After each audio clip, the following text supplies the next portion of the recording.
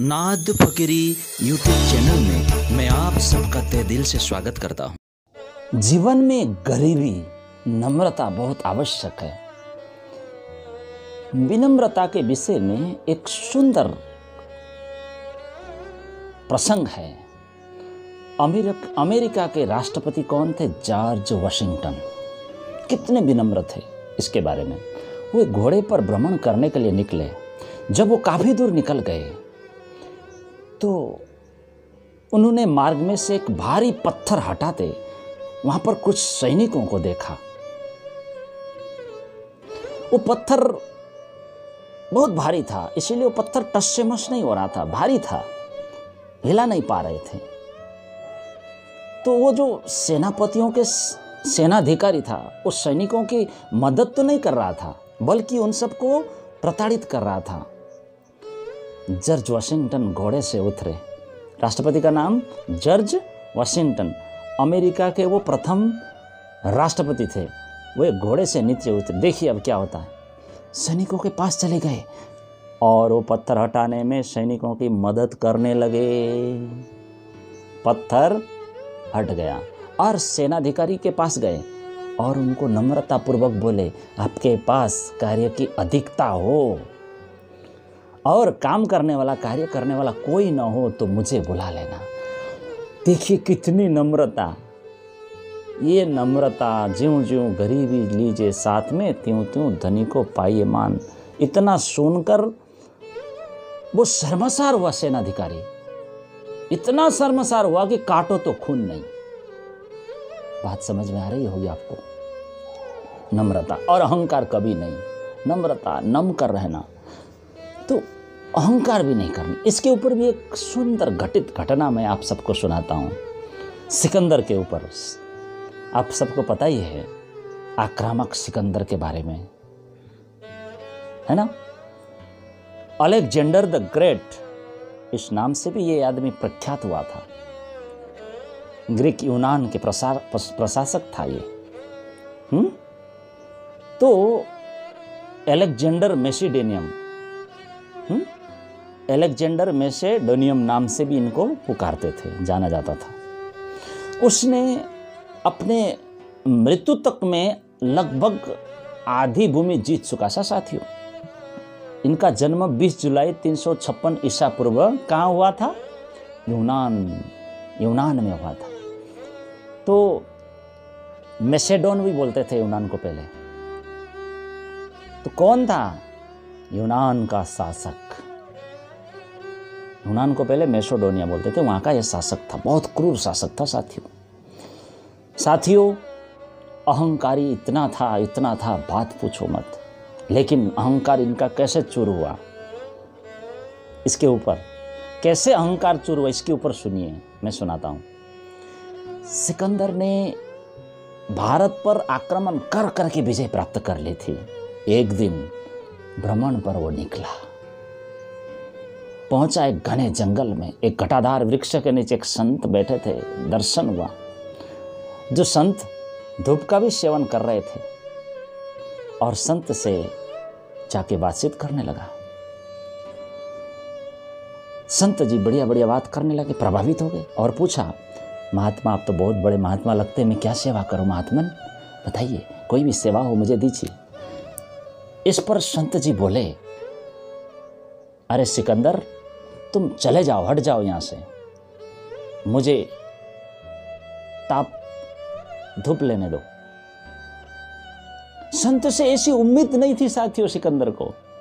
सिकंदर क्रोधित हो गया, लाल आंख दिखाकर, आग बबूला होकर बोला, आप जानते नहीं मैं सिकंदर हूं, कुछ भी करना मेरे लिए मुश्किल नहीं है।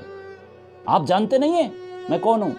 संत तो शांत होते हैं। संत तो शांत स्वर में बोले, यदि तुम्हारे लिए कुछ भी करना मुश्किल नहीं है तुम्हारे लिए, तो पहले तुम मुझे मार डालो, पहले आप मुझे मार डालो, फिर मरे हुए शरीर में जान फूंक दो, तब मैं मानूं। तब सिकंदर पानी पानी हो गया। उसका अहंकार चूर हो गया और लज्जित होकर संत जी के चरणों में गिर गया और गिड़गिड़ाने लगा, प्रभु संत जी मुझे माफ करो, मुझे माफ करो। शर्मा गया। इसलिए कभी अहंकार नहीं करना चाहिए। हाँ? जो मैं करता है वो कटा जाता है। बकरी मैं करती है, उसे ही काटते हैं लोग। इसलिए कहते हैं अहंकार को त्याग दो, ये सर्प भांति विषधर। ध्यान से सुनिएगा। अवसर पा डस लेत है, नहीं बचा उपचार। इसका कोई उपचार नहीं है। अहंकार है सुलसमा, देता घात हजार। मधुर बचन औषध सधा, हरे पीर संसार। दंभ कबहू नहीं कीजिए, दंभ पतन आधार। दंभ चढ़ा सिर रावणा, रावणा, हाँ, दंभ चढ़ा सिर रावणा, प्रभु किन्हा संहार। राम जी ने उनका संहार किया। इसलिए कांची माटी तन गड़ा, अरे काहे करे गुमान। अंत काल पछताएगा, नहीं रहेंगे प्राण। साथियों, डॉक्टर रजनी अग्रवाल जो वाराणसी के, उन्होंने लिखी है सुंदर, मैंने नेट पर से ली है। तो संत जन, गुरुजन, महामती प्राणनाथ जी क्या कहते हैं? इन मैं में डूबिया सब कोई, इन मैं में डूबिया सब कोई, या को पार न पावे कोई, या को पार सो पावही, जो मुतलक बख्शीस हो। इसका अर्थ है मैं में डूबिया, संसार के सभी लोग डूब गए, मर गए अहंकार में, सब डूब गए अहंकार में। कोई पार नहीं पा सकता, कोई भी अहंकार का पार पा नहीं सकता और न पा सकेगा। भाइयों बहनों, अहंकार जबरदस्त है, लेकिन कौन पार पा सकता है? मुतलक बख्शिश हो, परब्रह्म परमात्मा की कृपा प्राप्त हो, जिसको कृपा प्राप्त हुई हो, वही अहंकार को तर सकता है, पार पा सकता है। अहंकार छोड़कर, त्याग कर धनी चरणों में लोटपोट हो सकता है। तो खूब भक्ति करें, खूब ध्यान करें, भजन करें, उनकी कृपा होगी, तब अहंकार छूट जाएगा। इसके पहले अहंकार नहीं छूटेगा। इसलिए हमें प्रभु से विनती करते रहना चाहिए, विनती करते रहना चाहिए, प्रार्थना करते रहना चाहिए।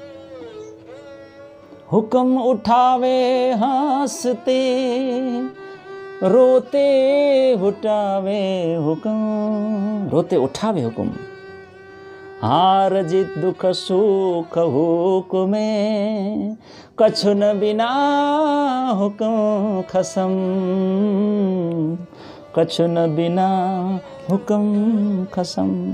परमात्मा की आज्ञा ही हमारी आत्मा को इस दुनिया से हंसते हंसते उठावे, जागृत करेगी। और रुला के जागृत करना भी उन्हीं के हाथ में है, उन्हीं के अधीन है सब कुछ। सिर पे मत लीजिए। हार जीत यानी हारना, जीतना, दुख सुख सब परब्रह्म परमात्मा की आज्ञा से। वो चाहेंगे तब दुख, वो चाहेंगे तब सुख आएगी। इसलिए कछु न बिना हुक्म खसम, उनके आज्ञा के बिना कुछ नहीं। अहंकार तो एकदम ही नहीं करना चाहिए। बहुत ही सुंदर चौपाई है। हुआ है सब हुक्मे, होता है हुक्म,